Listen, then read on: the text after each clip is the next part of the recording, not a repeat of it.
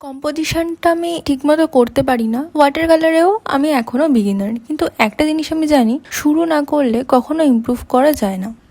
High, আমি কোয়েল আর welcome back to Koel diaries. এখানে আমি আমার কিছু কাজ শেয়ার করার চেষ্টা করি, যেখানে পারফেকশন নয়, লার্নিংটাই সবচেয়ে ইম্পর্টেন্ট। অনেকদিন পর আবার ওয়াটার কালার নিয়ে বসেছি। ডিফারেন্স দেখে নিজের মতো করে কম্পোজিশন করার চেষ্টা করেছি। অনেস্টলি বলতে গেলে কম্পোজিশন এখনো আমার উইক পয়েন্ট। অনেক কিছুই ঠিকঠাক হয়নি, কিন্তু আমি চেষ্টা করেছি। বেস কালারের জন্য আমি স্কিন টোন হিসেবে ইয়েলো কালারটাই ইউজ করেছি। আর ওয়াটার কালারের প্রথম লেয়ারটা সবসময় হালকা রাখার চেষ্টা করি, কারণ পরে ডার্ক টোন অ্যাড করা অনেক সহজ, কিন্তু একবার বেশি ডার্ক হয়ে গেলে সেটা ঠিক করা কঠিন। শাড়ির জন্য এখানে আমি পার্পল কালারটা ইউজ করেছি। ফার্স্টে একটা হালকা টোন দিয়ে নিয়েছি, এরপর আরেকটু ব্লু মিক্সড করে চেষ্টা করেছি একটু ডিপ টোন দেওয়ার।